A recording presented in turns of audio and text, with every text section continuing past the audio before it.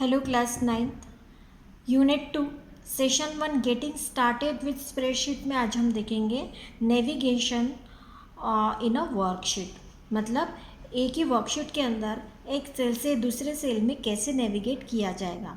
अब यहाँ पर नेविगेशन के लिए हम माउस का भी यूज़ कर सकते हैं और कीबोर्ड कीज़ या कीबोर्ड शॉर्टकट कीज़ का भी हम यूज़ करते हैं।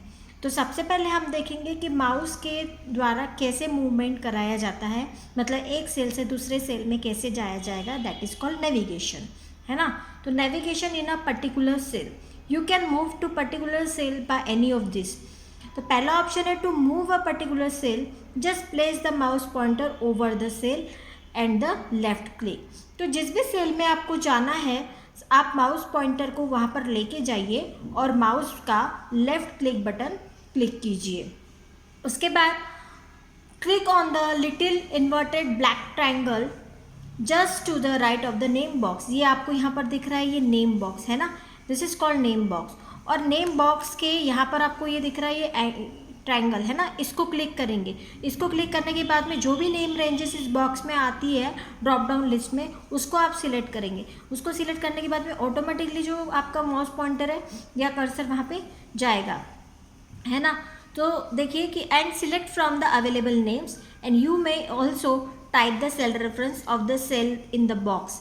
तो यह अगर आप यहाँ से क्लिक करके और सिलेक्ट करते हैं तो भी आप सिलेक्ट कर मतलब जा सकते हैं उस सेल में, या फिर डायरेक्टली यहाँ पे सेल एड्रेस को टाइप कर सकते हैं, okay, of the cell that you want to go and press the enter. तो यहाँ पे सेल एड्रेस आप डालेंगे और एंटर प्रेस कर देंगे। So navigating using a cell reference, through navigator button के द्वारा भी हम एक सेल से दूसरे सेल में हम नेविगेशन कर सकते हैं। तो सबसे पहले आपको ये स्टैंडर्ड टूल बार में आपको ये नेविगेशन बटन दिखेगा। अगर ये स्टैंडर्ड टूल बार में नहीं दिख रहा है तो आपको F5 प्रेस करके ये लाना होगा आपको नेविगेशन बटन, है ना। तो ये देखिए आपने F5 प्रेस करके ये लाना है। उसके बाद में आप यहाँ पे देख रहे हैं ये नेविगेटर है, कॉलम रो, कॉलम में कौन से कॉलम में आपको जाना है और कौन से रो में आप जाना है आपको यहाँ पे डालना होगा, है ना। तो डाल के आप नेविगेट कर सकते हैं। So click the navigator button in the standard toolbar और press F5 to display the navigator. तो नेविगेटर को डिस्प्ले करने के लिए आप F5 शॉर्टकट का यूज़ कर सकते हैं। Type the cell reference into the top two fields, this are the top two fields that is column and row. Top two field label column and row and press the enter. तो डालने के बाद में enter करेंगे। Navigating using the navigator. आगे यहाँ पर कुछ शॉर्टकट कीज़ है। इन शॉर्टकट कीज़ के थ्रू भी हम एक सेल से दूसरे सेल में मूव कर सकते हैं।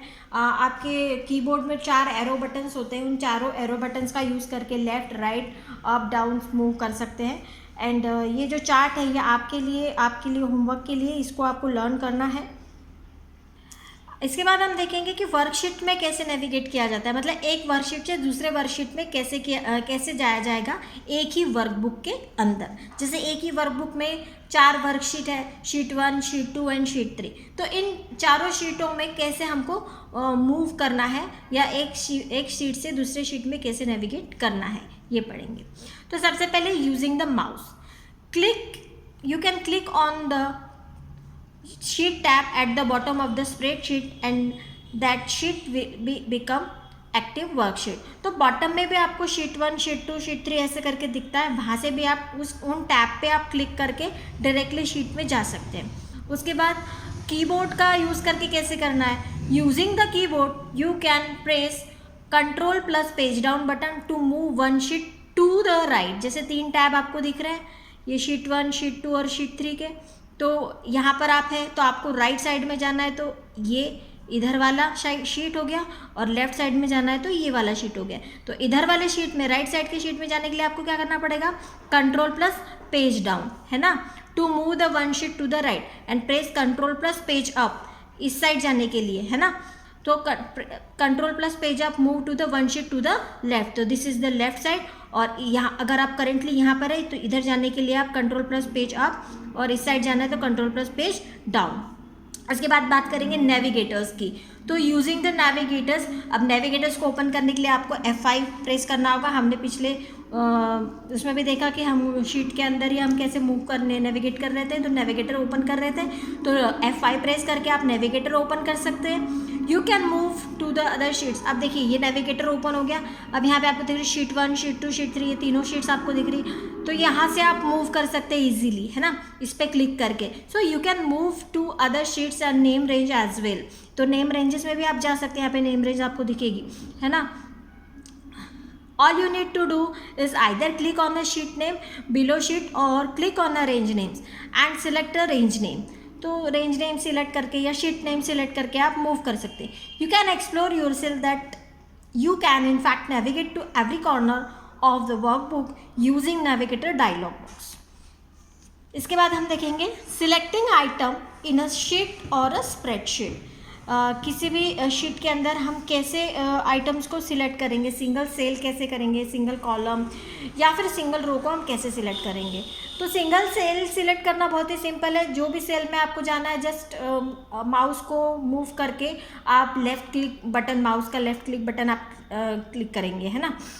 तो देखिए पहला पॉइंट आपका वही है, to select a single cell left click in the cell to be selected, है ना। तो जस्ट लेफ्ट क्लिक आप करेंगे और जिस भी सेल में आपको जाना है, जिस भी सेल को आपको सिलेक्ट करना है। उसके बाद अब कॉलम को अगर सिलेक्ट करना है तो कॉलम यहाँ पे आपको दिख रही है A B C D E, ये सारे कॉलम है। तो कॉलम को सिलेक्ट करने के लिए ये कॉलम लेटर जो आपको दिख रहा है उसको आपको क्लिक करना होगा, लेफ्ट क्लिक करना होगा माउस का, तो ये पूरा कॉलम आपका सिलेक्ट हो जाएगा, है ना। To select a single column click on the column identify letter. ये जो कॉलम के आइडेंटिफाई लेटर दिख रहे हैं यहाँ पे आपको क्लिक करना होगा, तो ये कॉलम आपका सिलेक्ट हो जाएगा। ठीक उसी तरीके से रो को सिलेक्ट करना, तो यहाँ पे देखिए आपको रो नंबर्स दिख रहे हैं, तो ये रो नंबर पे आप जाके माउस को लेफ्ट क्लिक करेंगे तो ये आपकी रो सिलेक्ट हो जाएगी। To select a single row click on the row identifier number, है ना। तो ये आइडेंटिफायर नंबर पे हम क्लिक करेंगे तो रो आपकी सिलेक्ट होगी। इसके अलावा अगर हमको पूरी शीट को हमको सिलेक्ट करना है तो यहाँ पे आपको दिख रहा है, ये बॉक्स आपको दिख रहा है, इस बॉक्स पे क्लिक करेंगे तो आपकी एंटायर शीट आपकी सिलेक्ट हो जाएगी। तो नेक्स्ट पॉइंट आपका यही है, to select the entire sheet click on the small box between a column header and a first row header. तो यहाँ पे आपको ये कॉर्नर पे एक कॉलम, ये बॉक्स दिख रहा है, इसको आपको क्लिक करना है जिससे कि एंटायर शीट आपकी सिलेक्ट हो जाएगी। इसके बाद हम बात करेंगे रेंज को कैसे सिलेक्ट करना है। तो रेंज मतलब क्या होता है, कंटिन्यूशन सेल जो होते हैं, जो रेक्टेंगुलर फॉर्म बनाते हैं वो रेंज होते हैं, है ना। तो ये रेंज को कैसे सिलेक्ट करना है, जैसे यहाँ पे एक एग्जांपल दिया है कि आपको A4 से C7 तक की रेंज आपको सिलेक्ट करनी है। तो सिलेक्ट करने के लिए सिंपल है, माउस का अगर हम यूज़ करते हैं, using a mouse if you are selecting a range, तो just simple click the top corner, एक टॉप कॉर्नर की, जैसे चार, देखिए आप रेक्टेंगल में 4 कॉर्नर आएंगे, सिलेक्ट करेंगे किसी चीज़ को तो 4 कॉर्नर आएंगे, है ना। तो 4 कॉर्नर में आप इधर वाले कॉर्नर को लेके माउस पॉइंटर लेफ्ट बटन को क्लिक करके ड्रैग करना है जहाँ तक कि आपको लेके जाना है। जैसे A4 से लेके तो C7 तक के माउस पॉइंटर को ड्रैग करना है। ड्रैगिंग पता है आपको क्या होता है, माउस बटन को लेफ्ट क्लिक करके कंटिन्यू प्रेस करके रखते हैं और उस पोजीशन तक ले जाते हैं जहां हमारा डिज़ायर पोजीशन है, डिज़ायर प्लेस है, और माउस बटन को रिलीज करते हैं, है ना। It is called a drag and drop process, है ना। तो ये ड्रैगिंग प्रोसेस से आपको ये रेंज को सिलेक्ट करना है ना। तो जो 4 कॉर्नर है, 4 कॉर्नर में से जैसे हमने A4 से C7 है तो A4 वाली कॉलम को या सेल को हमने सिलेक्ट कर लिया, है ना।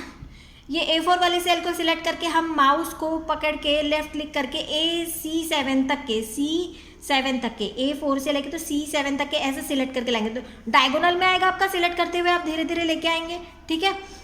और फिर C7 में लाके माउस बटन को रिलीज करेंगे, तो इस तरीके से आपका जो रेंज है वो सिलेक्ट हो जाएगा। तो देखेंगे हमारा पहला point to a corner cell of the range to be selected. For instance if you want to select range A4 to C7, then A4, A7, C4 and C7 are corner cells exactly।